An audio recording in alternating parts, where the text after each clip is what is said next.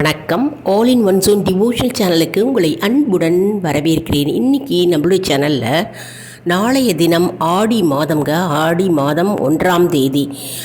ஆடி மாதம் என்றாலே அம்மனுக்கு சிறந்த நாள், உகந்த மாதமே சொல்லலாம். ஆடி மாதம் முழுவதுமே அம்பாளுக்கு சிறந்த மாதமாக கருதப்படுகிறது. அப்பேற்பட்ட ஆடி மாதத்தின் சிறப்பு, பலன்கள், பூஜை மற்றும் வழிபாடு மற்றும் ஆடி மாதத்தின் வரலாறு, அதை பற்றி முழு விவரமாக நம்ம இன்றைக்கி நம்மளுடைய சேனலில் பார்க்க போகிறோம். அதற்கு முன்னால் நம்மளுடைய சேனலை தான் ஃபர்ஸ்ட் டைம் பார்க்குறவங்களா இருந்தாலும் சரி, சப்ஸ்கிரைப் பண்ணாமல் பார்க்குறவங்களா இருந்தாலும் சரி, நம்ம சேனலை சப்ஸ்கிரைப் பண்ணிக்கோங்க. கூடவே அந்த பெல் பட்டனை ப்ரெஸ் பண்ணிக்கோங்க. ஆல் என்கின்ற ஆப்ஷனையும் ப்ரெஸ் பண்ணிக்கோங்க. அப்போ தான் நான் போடுற வீடியோஸ்லாம் உங்களுக்கு உடனுக்குடன் நோட்டிஃபிகேஷனில் மிஸ் பண்ணாமல் தெரிய வரும். சரி, வாங்க இப்போ நம்ம வீடியோக்குள்ளே போகலாம். அதாவது ஆடி மாதத்தில் தான் அனைத்து தெய்வங்களுக்கும் சிறப்பு பூஜைகள், வழிபாடுகள் மற்றும் ஆடிக்கூழ் என்றும் ஊற்றப்படுகிறது.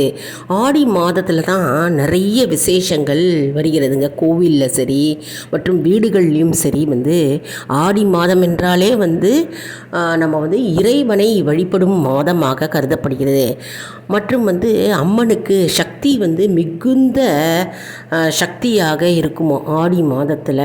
அப்பேற்பட்ட ஆடி மாதத்தில் தட்சிணாயன புண்ணிய காலம் ஆடி மாதத்தில் ஆரம்பிக்கிறது. தட்சாயன புண்ணிய காலம் அப்படின்னா சூரிய ஒளி கதிர்வீச்சு அதிகமாக இருக்கக்கூடிய மாதமாக இந்த ஆடி மாதம் முழுதும் கருதப்படுகிறது. இப்போது இந்த ஆடி மாதத்தில் தட்சிணாயன புண்ணிய காலம் தொடங்குகிறது இந்த மாதம் முழுவதும்.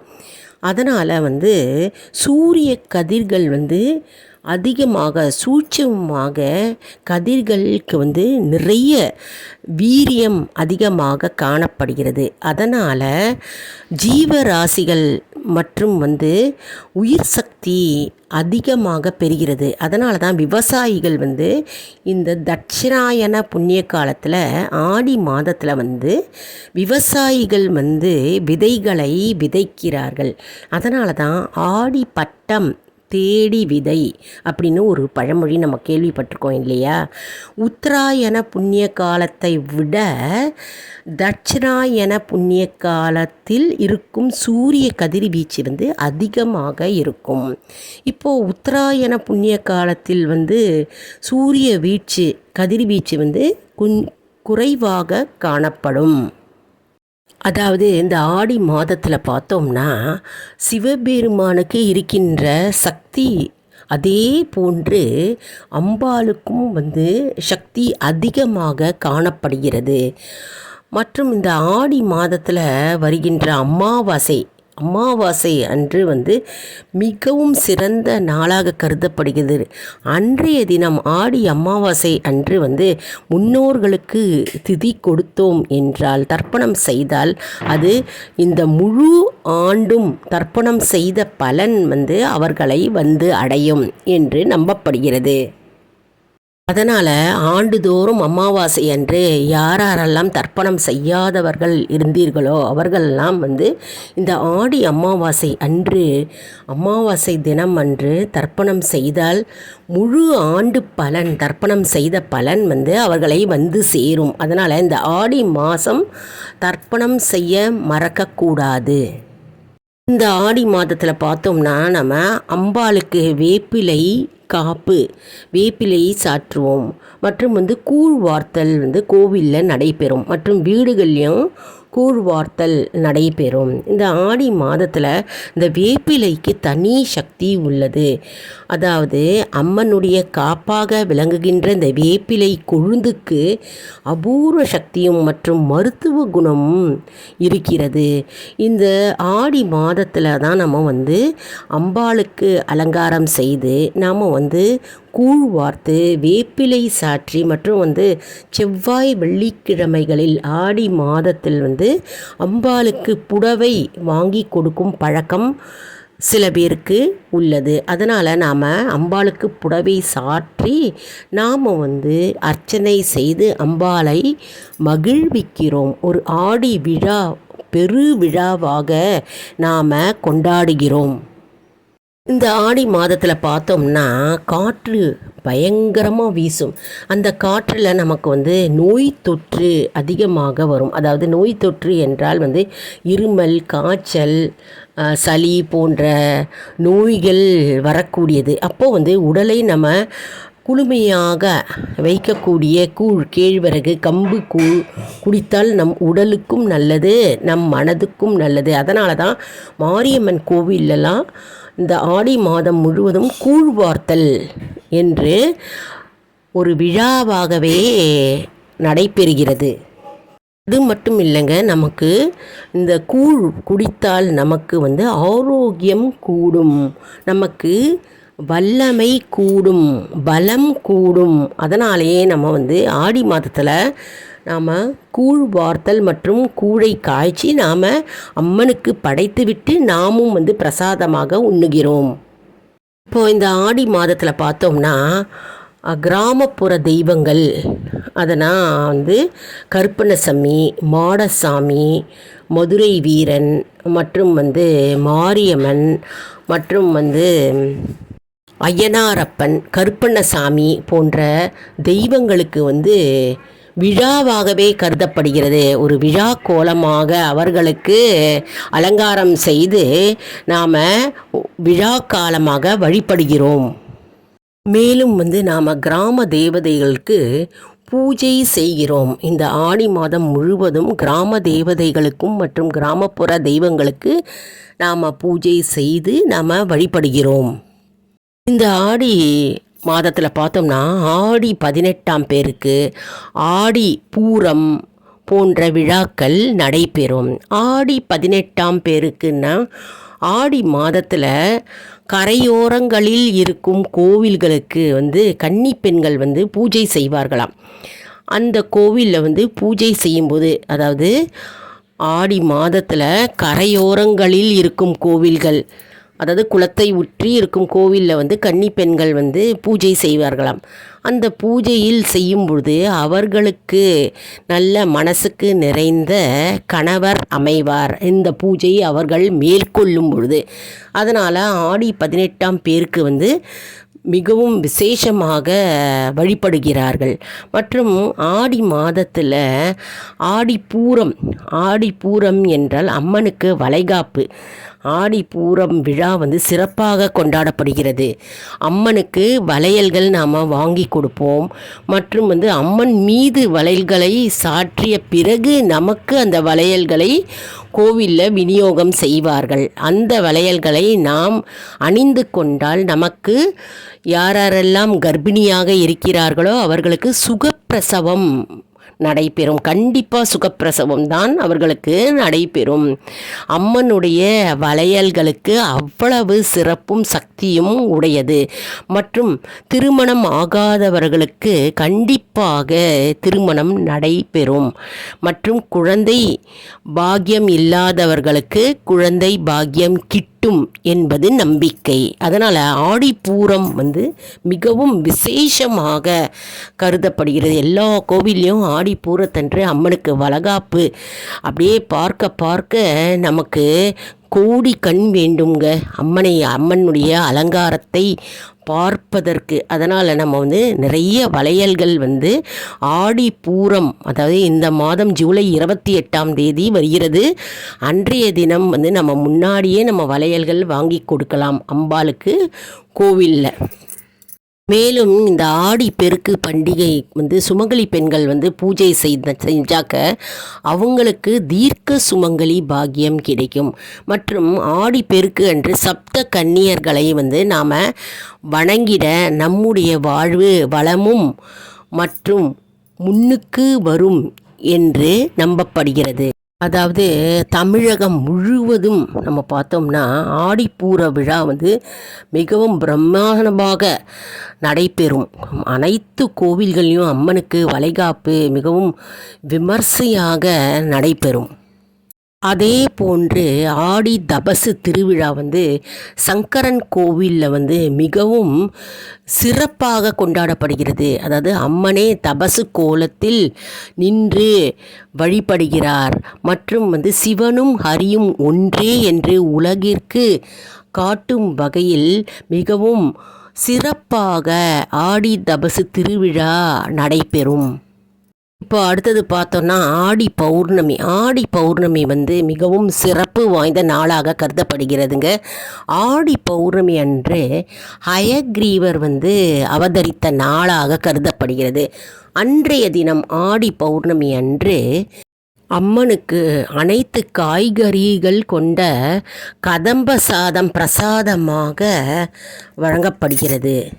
அடுத்தது பார்த்தோன்னா இந்த ஆடி மாதத்தில் சுக்லபட்ச தசமி என்ற நாளில் வந்து ஹரி தேவதா விரதம் மேற்கொண்டால் அனைத்து தேவதைகளும், அதாவது ஒவ்வொரு திசைக்கும் உரிய தேவதைகளை நாம் நினைத்து வேண்டி வழிபட்டால் நம்முடைய வேண்டுதல்கள் நிறைவேறும் என்பது நம்பிக்கை.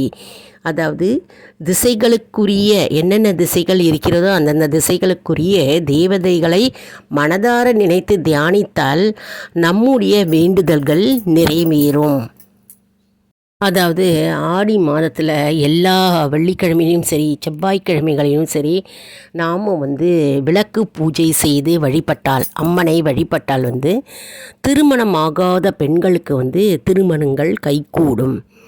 அதாவது செவ்வாய்க்கிழமை, ஆடி செவ்வாய்க்கிழமை, ஆடி வெள்ளிக்கிழமை வந்து குத்தி விளக்கு எடுத்துக்கோங்க.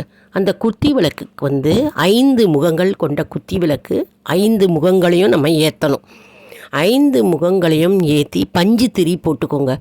பஞ்சு திரி போட்டு அதில் வந்து நீங்கள் நெய் வேணாலும் ஊற்றிக்கலாம், அப்படி இல்லைன்னா நல்லெண்ணெய் தீபமும் ஏற்றிக்கலாம். எது வேணாலும் போட்டுக்கலாம். அந்த விளக்கை ஏற்றி வைத்து நீங்கள் வந்து முதல்ல வந்து விநாயகப் பெருமானை நினைத்து வேண்ட வேண்டும். விநாயகர் பெருமானுக்குரிய ஸ்லோகங்கள், மந்திரங்கள் சொல்லலாம். அதாவது நம்மளுடைய சேனலில் போட்டிருக்கேன், விநாயகப் பெருமானுடைய ஸ்லோகங்கள், மந்திரங்கள் போட்டிருக்கேன் ஏற்கனவே. அதை வந்து நீங்கள் விநாயகப் பெருமானை நினைத்து மனதில் நினைத்து, அப்படி இல்லைன்னா ஓம் விக்னேஸ்வராய நமக, ஓம் விக்னேஸ்வராய நமக, ஓம் விக்னேஸ்வராய நமக அப்படின்னு நீங்கள் இந்த வரியை உச்சரித்து பிறகு வந்து நீங்கள் பூக்களால் வந்து விளக்கு பூஜை செய்யலாம்.